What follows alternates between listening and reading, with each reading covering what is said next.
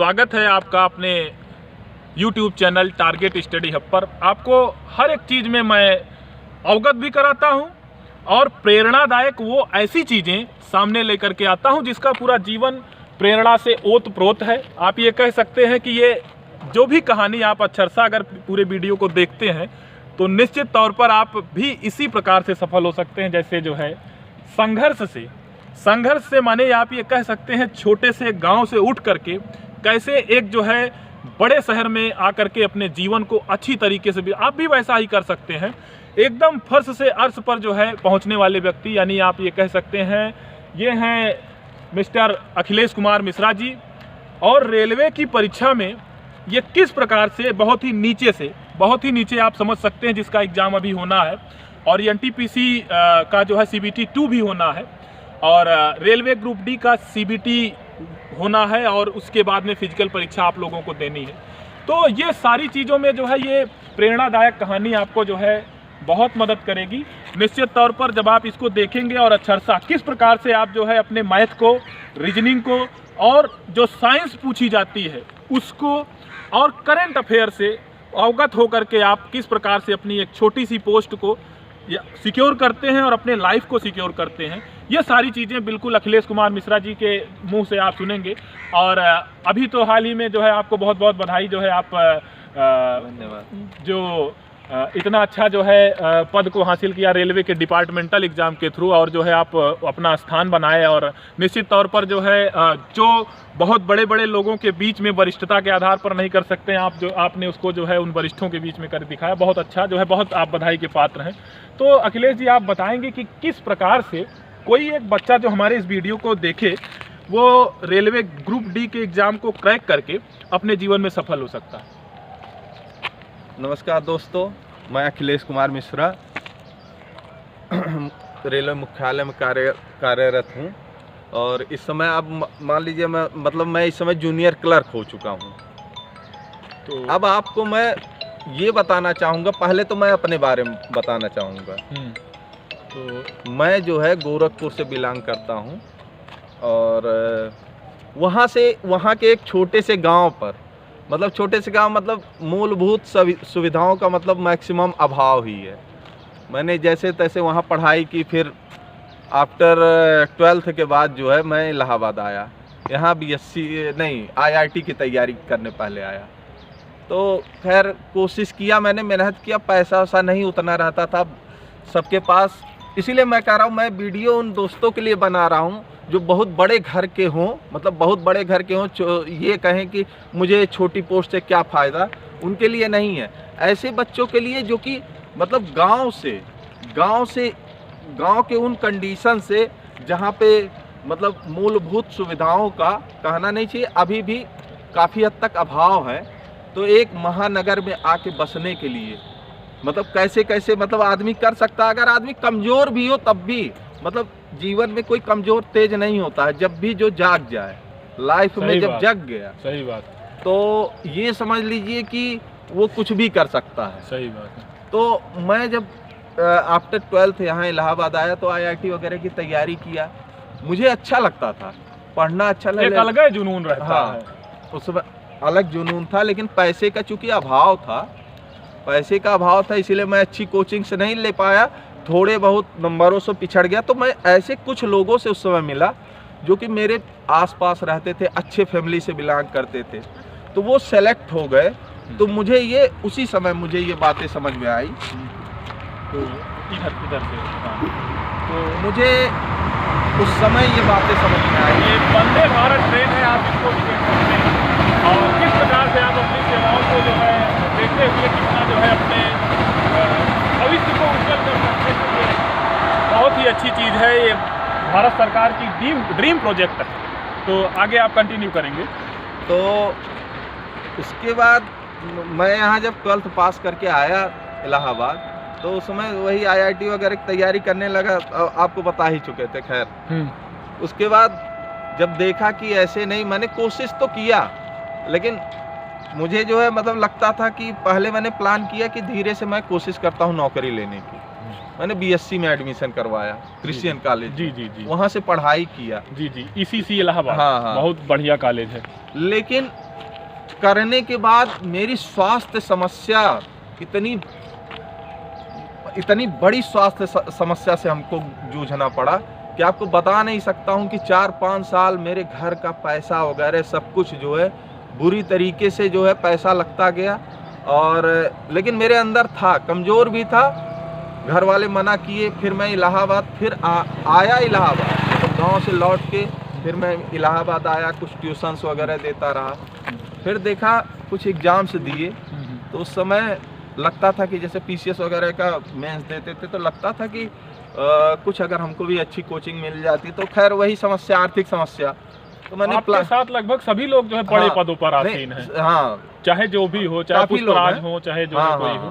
तो पुष्पराज भी काफी स्ट्रगल बहुत पीसीओ पर नौकरी किए। मैं आपको बता दूं, पीसीओ पर नौकरी करके और छोटे छोटे बच्चों को ट्यूशन दे करके और पीएमटी क्रैक करके, इन्हीं के परम मित्र हैं। तो किस तरीके से आज वो एमडीडीएम है। एमडीडीएम यानी कि मेडिसिन जो है, डॉक्टर इन मेडिसिन जो है बहुत बड़ी पोस्ट होती है। अगर आप देखेंगे छोटे मोटे जिलों में तो इतने बड़े जो है मतलब कि डिग्री वाले डॉक्टर ही नहीं मिलते हैं। तो जी मुझे लगता था, तो जब मतलब कुछ अच्छे घरों के बच्चे आसानी से मतलब अच्छे रहते थे जी, सेलेक्ट हो जाते, मुझे लगता था यार कमजोरी लगता है मेरे अंदर नहीं है। जी मेरे अंदर कमजोरी नहीं है।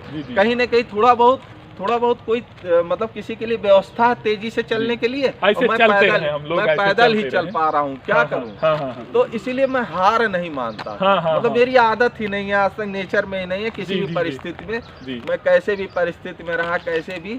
फिर एक बार अचानक मतलब मैं ऐसे, उस समय मेरे दिमाग में ये भी रहता था कि मैं अच्छी पोस्ट, ये भी नहीं मैं हारता था कि मैं अच्छी पोस्ट नहीं ले पाऊंगा जीवन में। मेरे पिताजी ने यहाँ भेजा ही था कि प्रशासनिक पोस्ट लो। ऐसे हम लोग चलते रहेंगे। प्रशासनिक पद के लिए आदमी आता है, लेकिन उसके बाद में किस प्रकार मैंने देखा तो प्लान बनाया ऐसे, मैंने मतलब ग्रुप डी का लोग कहते थे अरे नहीं सही है। उसके बाद मैंने जो है भर दिया फॉर्म।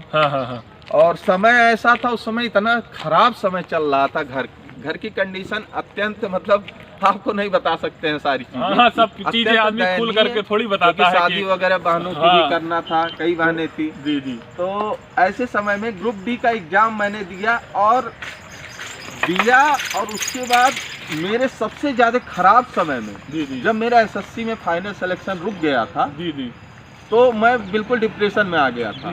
और यही ग्रुप डी का एग्जाम जो है निकलना मेरे लिए संजीवनी। मैंने एग्जाम दिया बेमन के आके, लेकिन भगवान जो अपने अंदर मतलब कुछ ज्ञान हासिल कर लेता है, वो ज्ञान कुछ न कुछ रिमेन रहता, बना रहता। मैंने 2-3 महीना पढ़ाई नहीं किया। लोग कहते ही हैं कि भाई Rome was not built in a night all day. तो मैं जो है जब रिजल्ट देखा, अचानक मतलब मेरे अंदर संजीवनी आ गई कि अरे यार मैं सेलेक्ट हो गया फाइनली। मेडिकल वगैरह मतलब खैर मेडिकल वगैरह का झमेला था, फिलहाल मैं सेलेक्ट हो गया। सेलेक्ट हो गया, आया। मतलब अब आपको बताते हैं ग्रुप डी एग्जाम के बारे में। कौन कौन सी पोस्टें होती हैं ग्रुप डी में? बहुत सारी पोस्टें होती हैं। मतलब अगर आपको आराम से जीवन काटना हो तो आप या तो मुख्यालय में जाइए या डीआरएम ऑफिस में जाइए। अब हम आपको बताते हैं मुख्यालय में कौन जाता है, डीआरएम ऑफिस में कौन जाता है।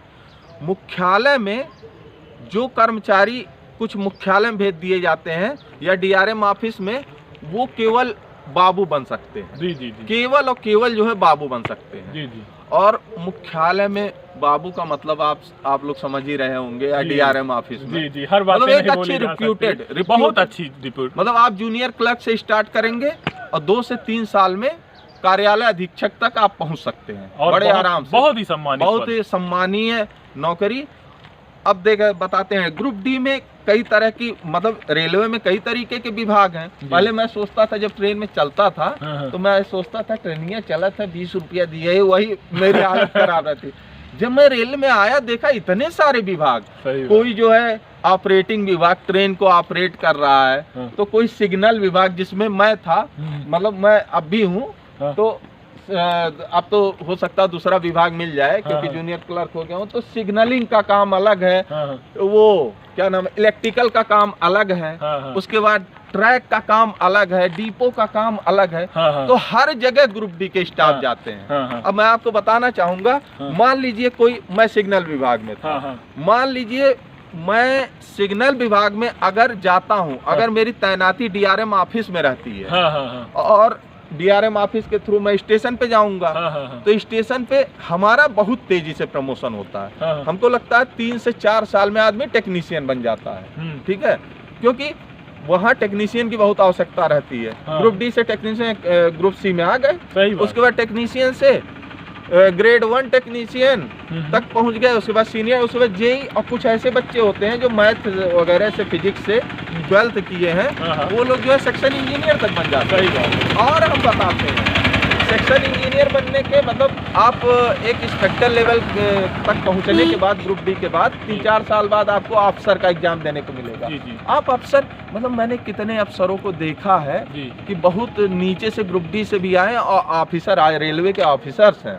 जी। मतलब यहाँ तक आप पहुँच सकते हैं। मतलब जीरो से हीरो। हाँ हाँ, वहाँ तक आप पहुँच सकते हैं। अब जैसे अब बता रहे विभाग, जैसे मेरे यहाँ सिग्नल विभाग में कोई आया, जी जो मुख्यालय में आएगा डीआरएम ऑफिस में, वो तो बाबू ही होगा जी। उसको लाइन पर फॉर्म भरने का अधिकार नहीं है। अच्छा। हाँ, उसको लाइन मतलब जो स्टेशन की नौकरी है, जो स्टेशन जितना डिवीजन जितने दूर तक फैला रहता, हर डिवीजन का अलग अलग निकलता जी, है। ठीक है जी तो वो टेक्नीशियन बन गए, उसके बाद जेई भी बन गए। जी। ठीक है, सेक्शन इंजीनियर तक, अफसर तक बन गए। जी जी मतलब कितनी अच्छी बात है। जी। और अब दूसरे विभाग के बारे में बताते हैं। जैसे वास्तव में रेलवे भारत की जीवन रेखा है ही, क्योंकि हाँ। गरीबों को किस प्रकार से रोटी देती है। हाँ मैं आपको बता दूं कि कभी बहुत बड़ा जो है ये रेलवे नहीं मांगी कि ये डिग्री होनी चाहिए, ये स्पेशलाइज्ड डिग्री होनी चाहिए। आप अगर 10th भी पास हैं और उसके बाद में आपने ITI कर लिया, बस, तो समझ लीजिए कि आपकी रोटी बड़ी अच्छी पकेगी। अच्छा एक बात और बताना भूल हाँ। गए, अगर आपने ग्रेजुएशन किया है, हाँ। या लॉ भी किया है, हाँ। तो आप मुख्यालय में हैं, तो लॉ ऑफिसर का मुख्यालय में अलग से पोस्ट निकलती है। जी। मान लीजिए आपने लॉ किया है, जी तो आप 3 से 4, क्योंकि बहुत कम लोग लॉ किए रहते हैं, जी वो वैकेंसी ऐसे जाती है जैसे 10 पोस्ट निकली, 12 लोग फॉर्म डाले, जी। लॉ ऑफिसर ग्रुप डी से लॉ ऑफिसर बन गए। हाँ। ठीक है, आपने वेलफेयर इंस्पेक्टर के लिए PG diploma in personal management होता है, जी अगर उसमें आपने डिप्लोमा किया जी तो आप वेलफेयर इंस्पेक्टर बन सकते हैं। ग्रुप डी से वेलफेयर इंस्पेक्टर, लेकिन 7 साल की नौकरी पूरी होनी चाहिए ग्रुप सही- डी में, सही बात। ये माना जाता है। मतलब आप एक्सपीरियंस होना हाँ, चाहिए।